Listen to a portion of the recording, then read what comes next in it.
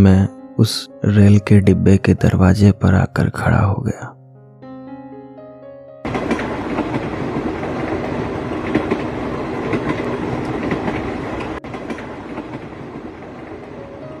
जहां वो तेज बहती हवाएं मेरे बालों को पीछे सवार रही थी, मगर जब मेरे दिल से सारे दुखों को दूर उड़ा देने की बात आई तो यह भी असफल हो गई। फिर भी मैंने बाहर की ओर देखा और खुद को उसकी यादों के छोटे से समंदर में डुबो लिया।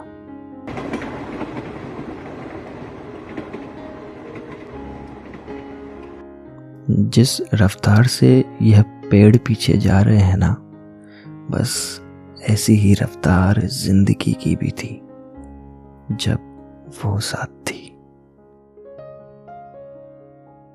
हाँ, जब वो साथ थी, खुशियां बेमिसाल थी। परिस्थितियां कैसी भी हो, प्यार की बारिश बेशुमार थी। फिर एक दिन दूरियों के कहर में, उसकी धुंधली सी परत में उसका साथ छूटा। ये दिल टूटा और खुद रब मुझसे रूठा। तो मेरी आंखें भीगी हर रात थी जब वह साथ थी, खुशियां बेमिसाल थी। यह पंक्तियां उसके लिए है, मेरे प्यार के लिए, जिसने आज मुझे तोहफे में बहुत सारा दर्द दे दिया है, ताकि मैं इसी गम के सहारे इस अकेली जिंदगी को काट सकूं।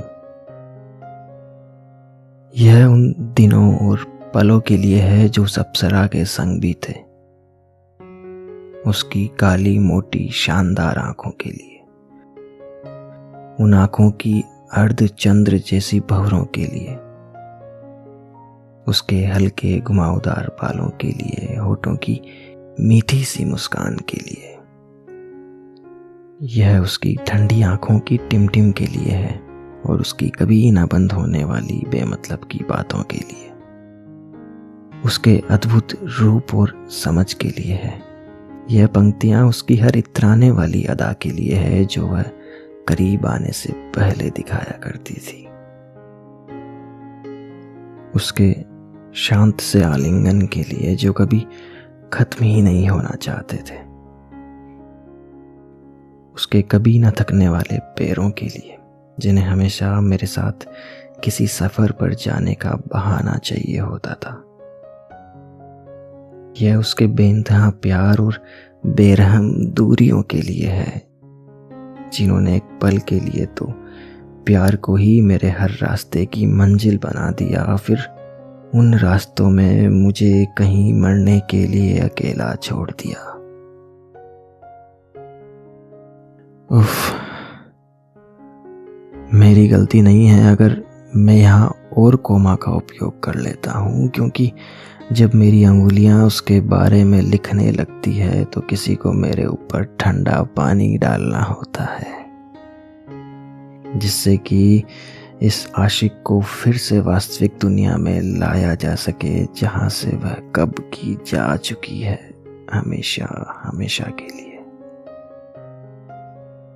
मैं अपनी किस्मत पर रो रहा था, उसकी मुलायम सी हथेलियों को एक बार फिर अपने हाथों में थामने के लिए तरस रहा था, पर वह तो थी ही नहीं। इसीलिए सहारे के लिए इन कांपते हाथों ने रेल के डिब्बे के दरवाजे को ही पकड़ लिया।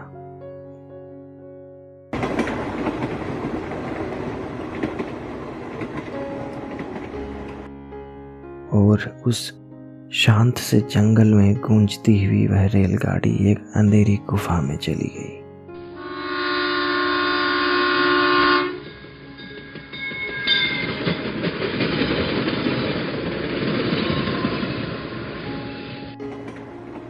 जहां उन काले पत्थरों की दीवारों पर मैं अपनी यादों की परछाई देख सकता था, और उन यादों में देख सकता था खुद को बिस्तर पर करवट लेते हुए, किसी रोज जैसी पर कुछ अलग सुबह में।